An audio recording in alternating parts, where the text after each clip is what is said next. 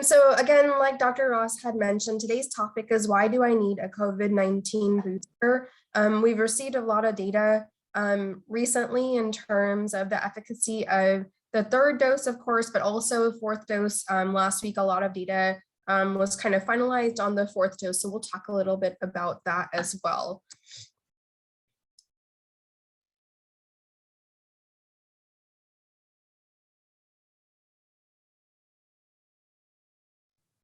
I apologize.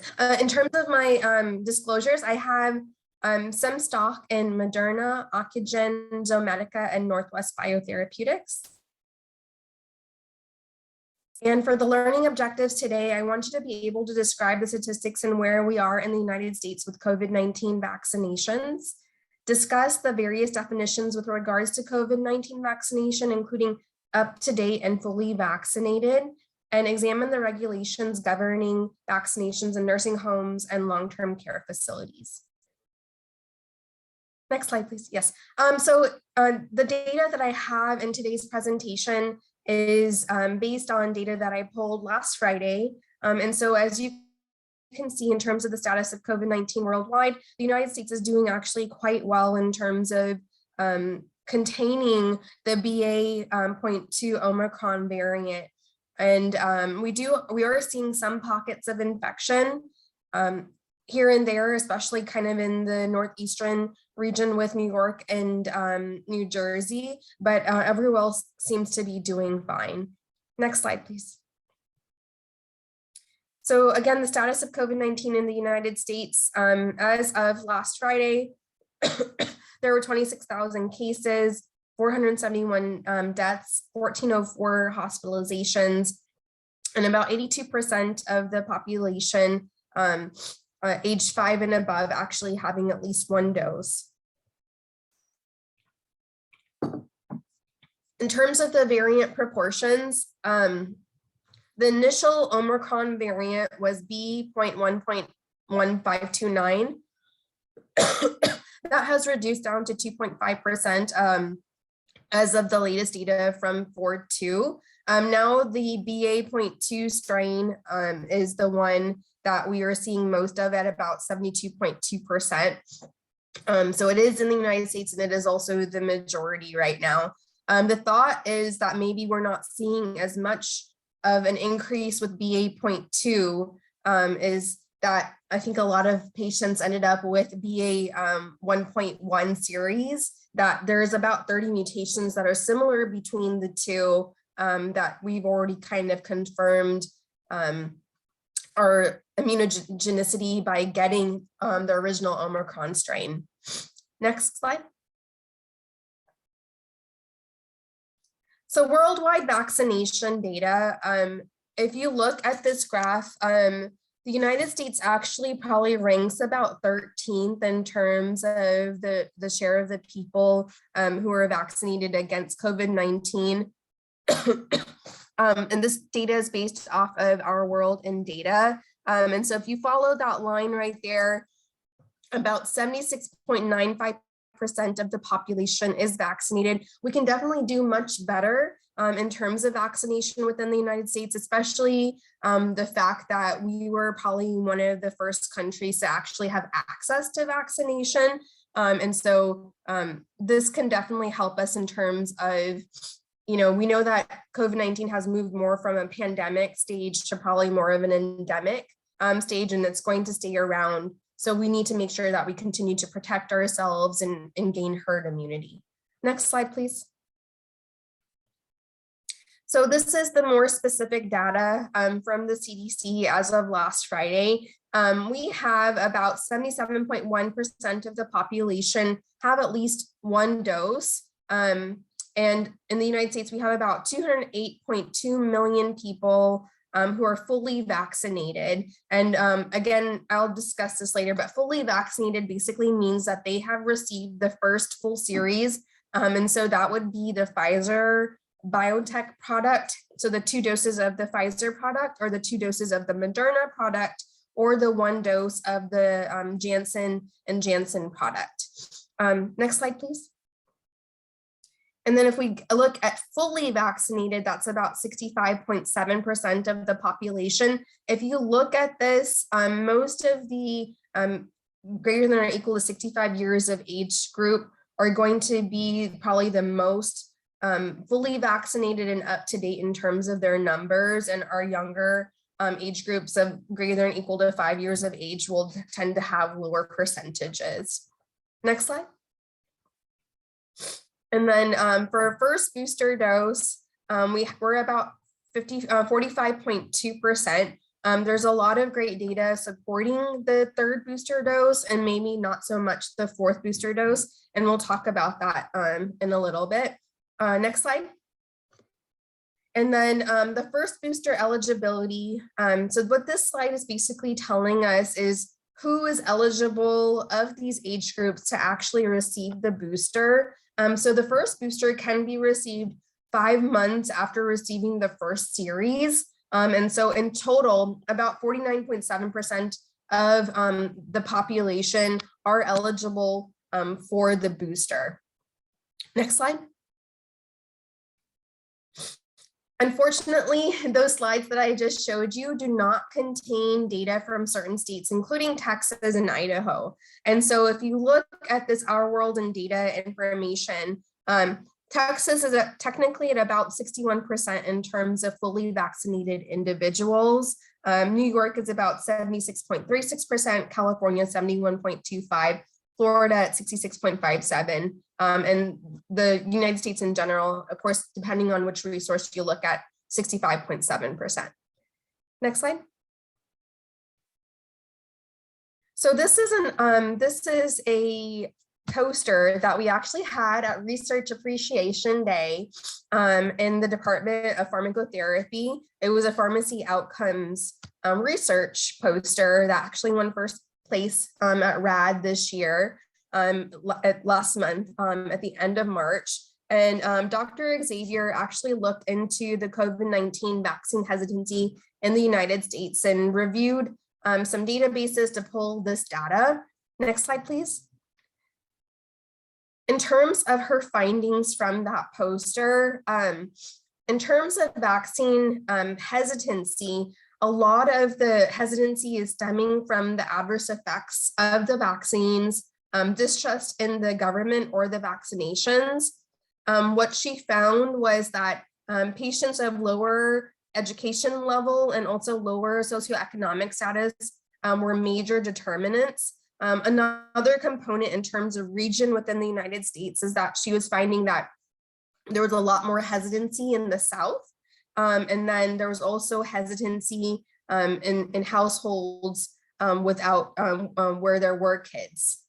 And so I found that to be very, very valuable in terms of where we're seeing this vaccine hesitancy and where we can probably aim some of our efforts in trying to convince the lower education levels and lower socioeconomic status patients in terms of education.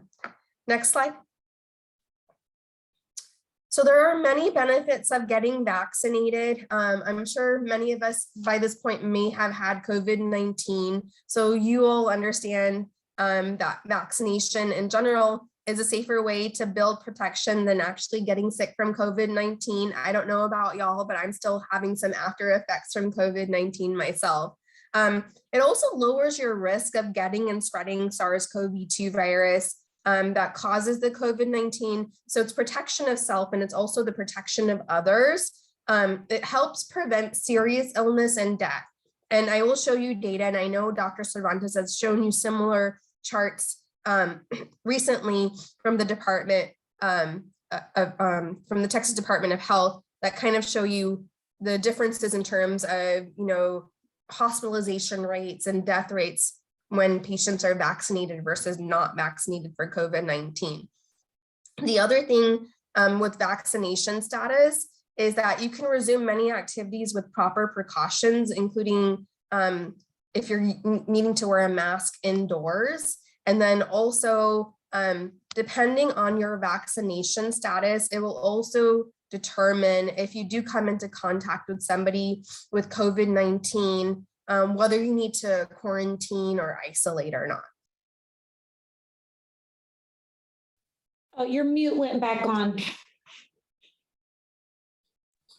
Thank you. Okay, so the data, so why should you get COVID-19 boosted? In the peak of COVID-19, I know Dr. Cervantes showed us a similar data set in terms of so in the most recent 28 days with available data compared to fully vaccinated adults in Texas with a booster dose, unvaccinated adults in Texas were 11 times more likely to test positive for COVID-19 and 55 times more likely to die of a COVID-19 associated illness. I feel like this 55 times would definitely convince somebody to go ahead and get that vaccination with the booster. In the peak of the Omicron virus, I know that number was somewhere in the 120 times. And so it's very important that we pay attention to that these vaccines work. Next slide. And then this kind of shows us also graphically what that looks like in terms of the overall age-adjusted COVID-19 rates by vaccination status and booster dose. So the blue line, which is actually very close to zero, are those who are boosted with the third booster or the first booster, third dose. And then the orange line is the unvaccinated individual. So as you can see here, this is very convincing data that the boosters actually help in terms of reducing the rates of COVID-19. Next slide. So if you look at the definitions per the CDC, and they've changed recently, especially with the new data that came out with the fourth dose.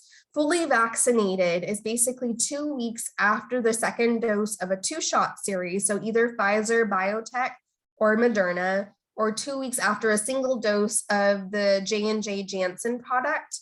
And to be optimally protected, they say that a booster shot is needed if eligible. Next slide. Boosted and up to date basically means 2 weeks after a booster dose. So patients are considered up to date if they've received their booster dose, and basically your eligibility for the first booster is 5 months after the first 2-shot series, or 2 months after the J&J Janssen vaccine.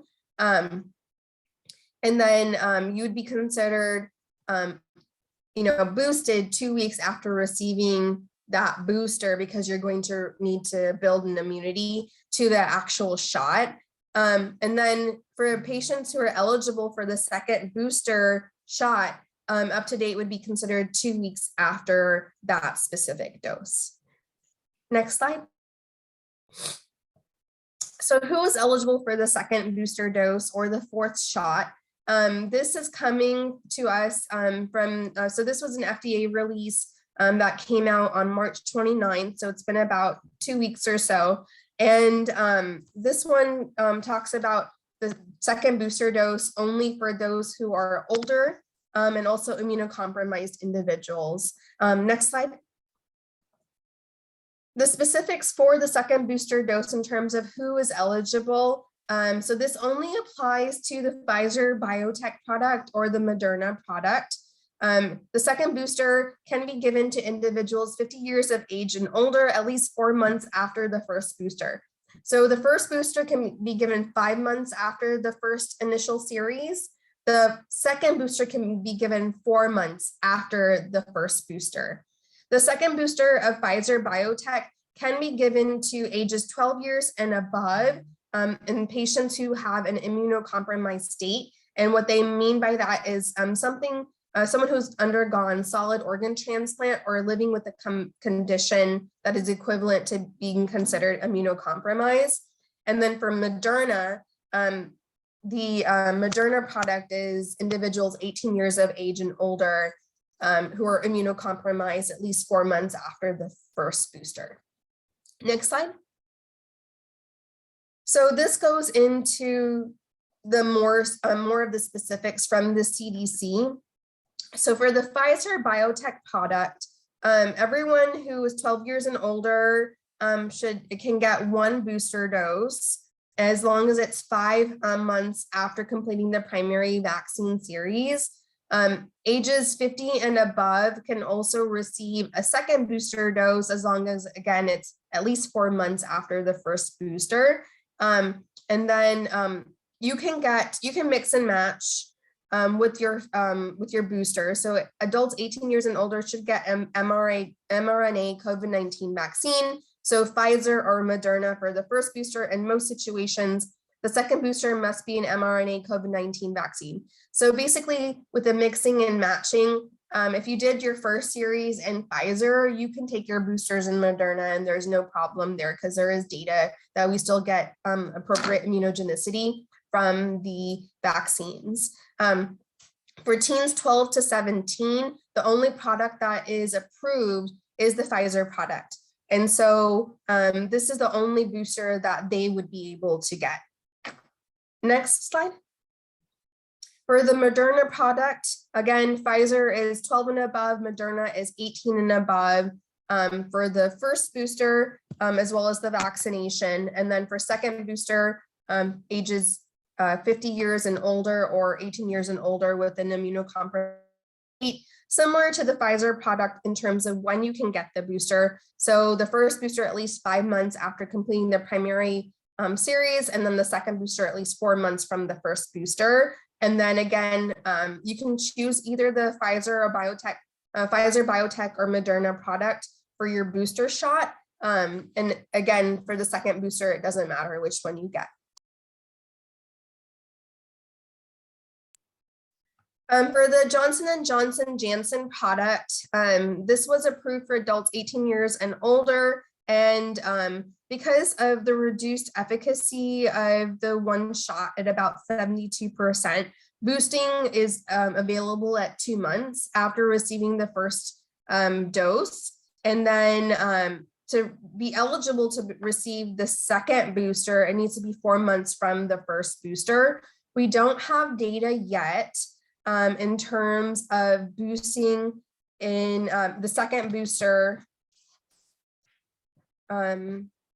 So again, who can get a second booster? Anyone who received a J&J COVID-19 vaccine for both their primary dose and booster. Adults 50 years and older who were first received a J&J COVID-19 vaccine, regardless of what type of booster they received. So it looks like they can still receive the second booster, although the data may not be there as much, because if you look at the trial data, it mostly is based off of Moderna and Pfizer. So the first booster can be an mRNA COVID-19 vaccine, is preferred in most situations. The second booster must be an mRNA COVID-19 vaccine. Again, the booster data for the second booster with Johnson & Johnson Janssen is not as clear as it is with Pfizer and Moderna.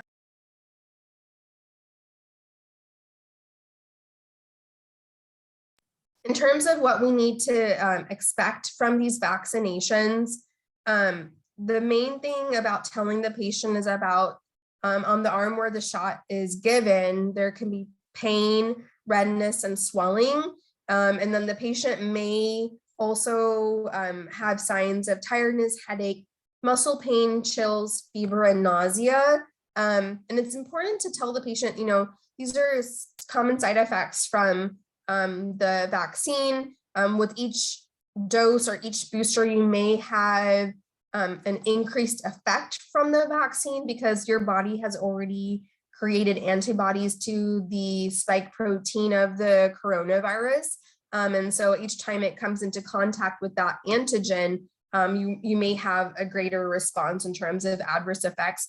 But these adverse effects are nowhere near what you might expect with actually getting COVID-19. And so that's something that's very important in terms of convincing patients about getting the COVID-19 vaccine. Next slide. And then in terms of relieving the adverse effects from COVID-19 vaccination, to reduce the pain and discomfort, you can use a cool, clean washcloth, wet washcloth over the area, or you can exercise your arm. Some people may end up wanting to get the COVID-19 vaccine in their dominant arm so that they use it more often. And then also if the patients do experience a fever from the COVID-19 vaccination to allow them to take antipyretics or over-the-counter Tylenol or Advil to reduce the discomfort and fever, and then also drink plenty of fluids and dress lightly so that they don't feel so hot.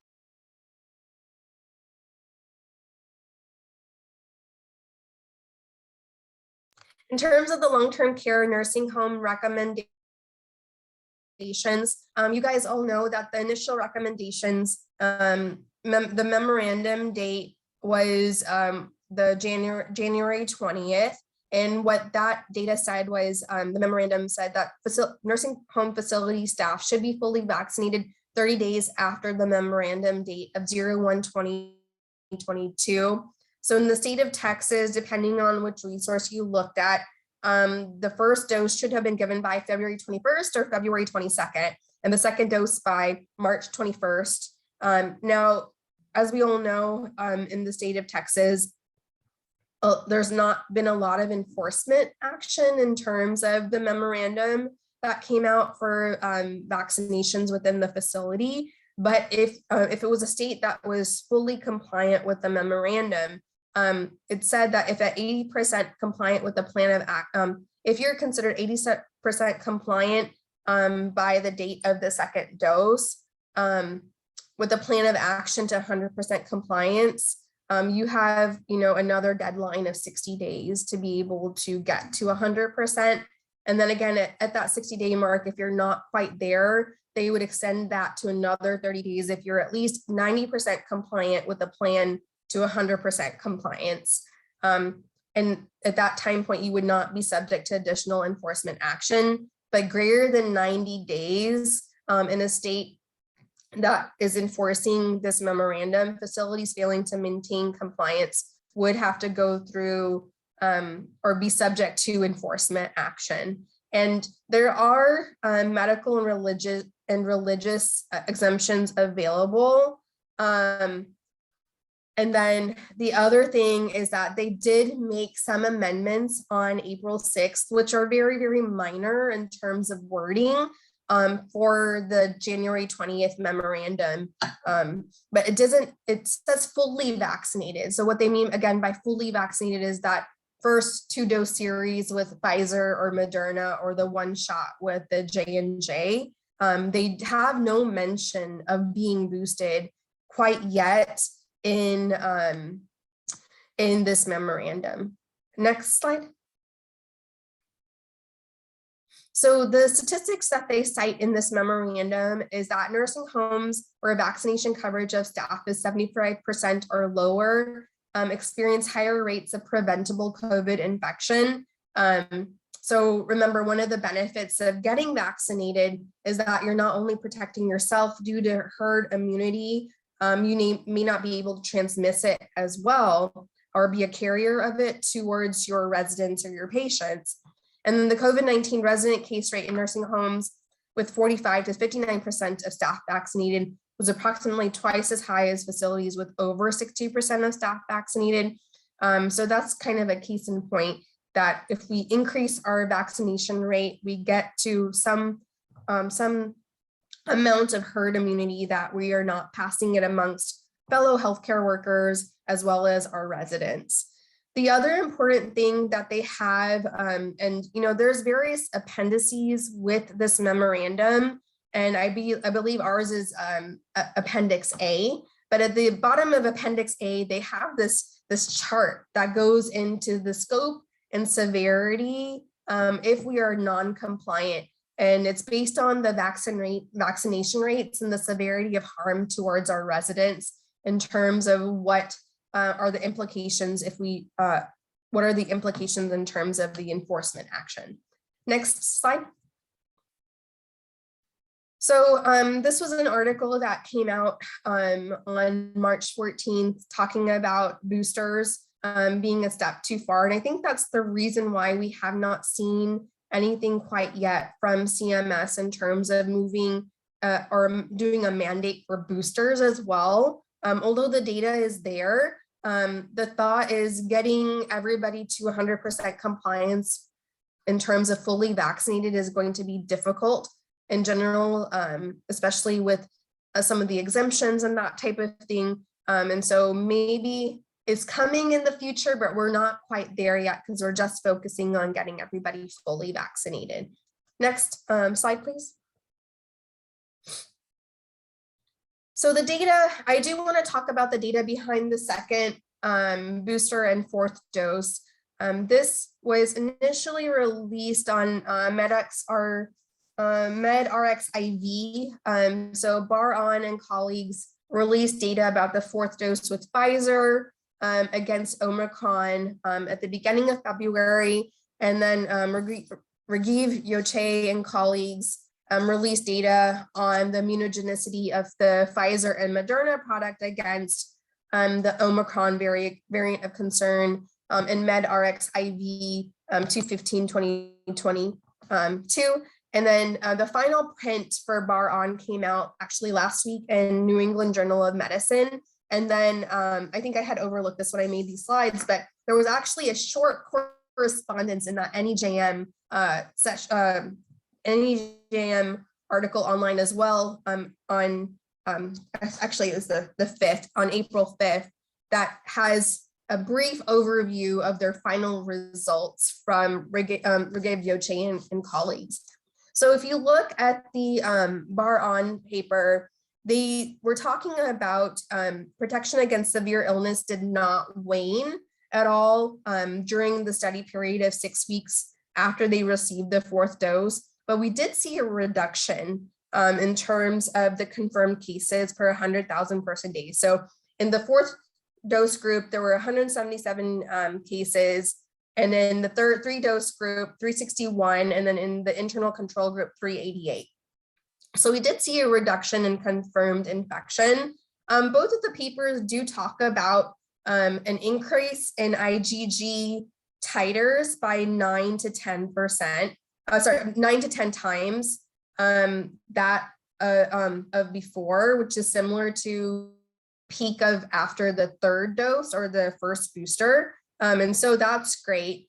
And so what they concluded from the Bar-On paper was that there was a reduced rate of infection overall with the Pfizer product and severe COVID-19 with the after the fourth dose compared to only 3 doses, but the likelihood of immunogenicity or the protection was short-lived for confirmed infection, but there was still continued protection against severe infection.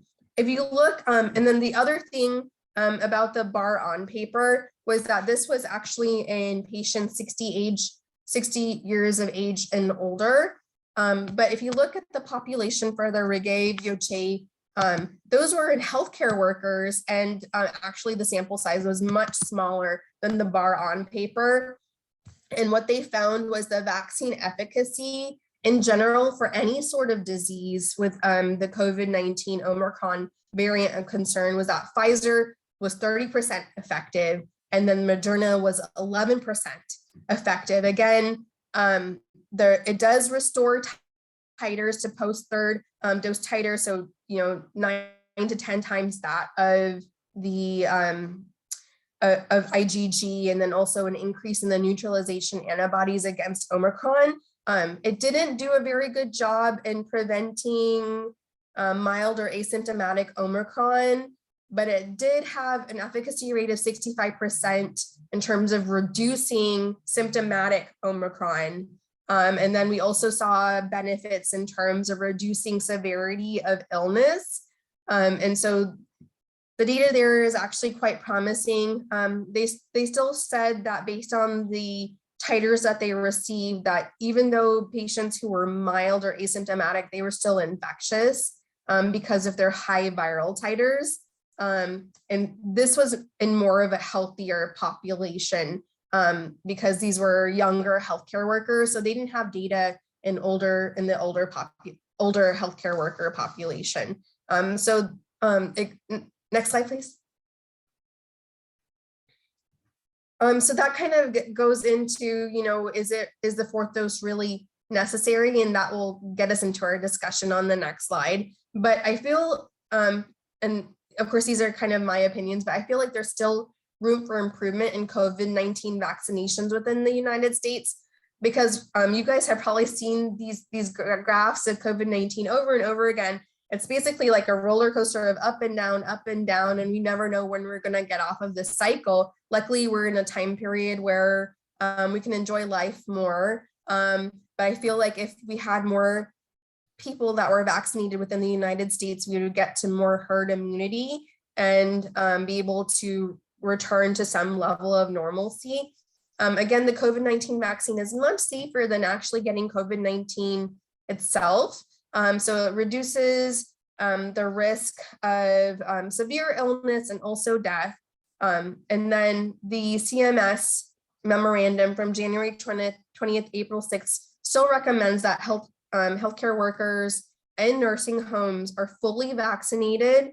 But there has been proof that the first booster increases immunogenicity when the effectiveness of the original series has waned. So even though CMS is mandating fully vaccinated, my proposition is that we should try to get our healthcare workers to be boosted, because the maximal benefit of the COVID-19 vaccines is shown after patients have received their third dose or their first booster.